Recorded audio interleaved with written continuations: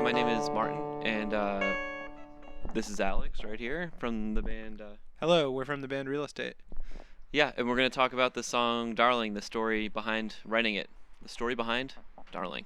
So yeah, there's kind of a main riff of the song, which is kind of after there's after the you first hear the kind of the keyboard swell come in, and then the guitar comes in, and that was kind of the first thing.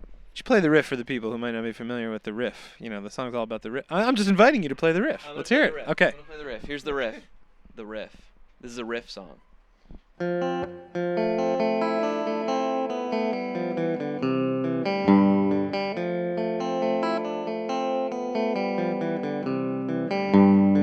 So that is something that was obviously, or maybe it's not obvious, but it's the first thing that that was sort of the seed from which the song grew. I have a question for you. To me, just right now hearing it, maybe for the first time ever, it kind of sounds a little bit like La Bamba to me. Do you agree? I think that has a lot to do with I'm getting kind of a La Bamba tone out of the guitar right now. Yeah. Often,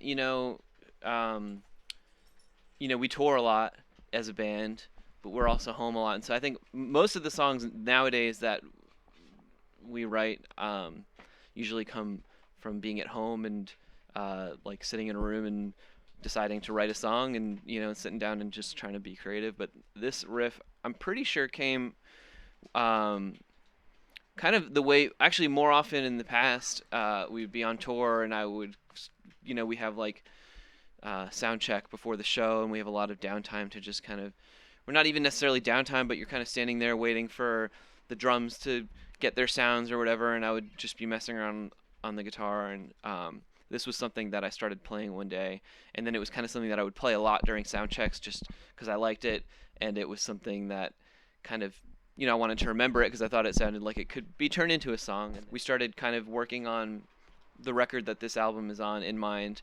The band all got together and we started working on it kind of in earnest. We were like, well, that riff is cool, we should try and turn that into a song, which often doesn't happen. Like often, whether it's myself or whoever else in the band that has written a song, I mean, often it's me, more often than not, but like the song will be finished, or it'll have a structure, or it will at least have like a verse, a chorus, maybe a bridge or intro or whatever.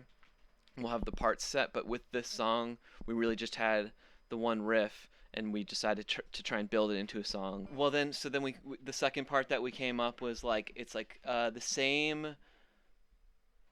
Actually, no, it's not the same.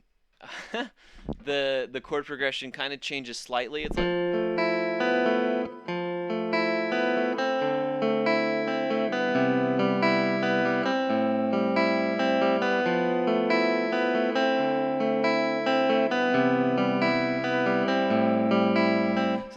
That doubles as like the sort of second half of the intro before the vocals come in, and then it comes back later as the chorus.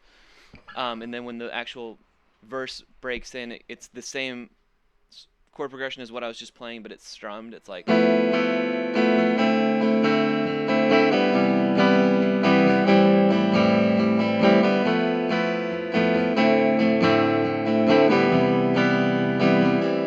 That's the whole song. So there's basically two chord progressions. There's the intro, and then there's the verse/chorus, which are actually the same progression, just played differently. But I remember really having to figure out what we were going to do because it's just two parts. So we were like, and before there were words, we were just like, how many times are we going to do each part? And like, really, it being really difficult to even like follow along. Where now we've played the song so many times and it's a single and it's obviously second nature, but it was like pretty complex actually.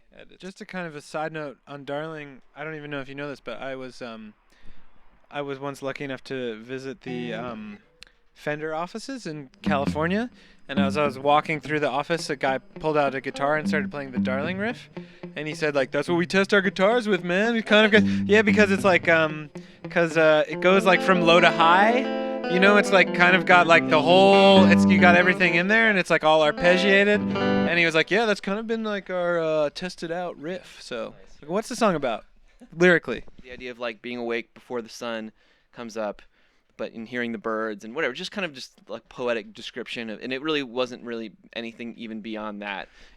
I was kind of describing this scene, and then I was kind of talking about, you're waiting for somebody to come home, someone that you love or whatever, and it's kind of. I hope you won't mind me sharing, and if you do, we can edit it out. But I sort of like the fact that you didn't realize it at the time, but your wife was pregnant with your second child when you wrote the song, and it's about impatiently waiting for someone, and you felt. Well, first of all, yeah, that is something that I don't.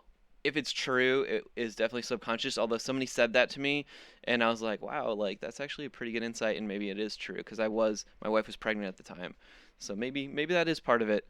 Even if it's not true, it's a real good story, so I'll stick to it.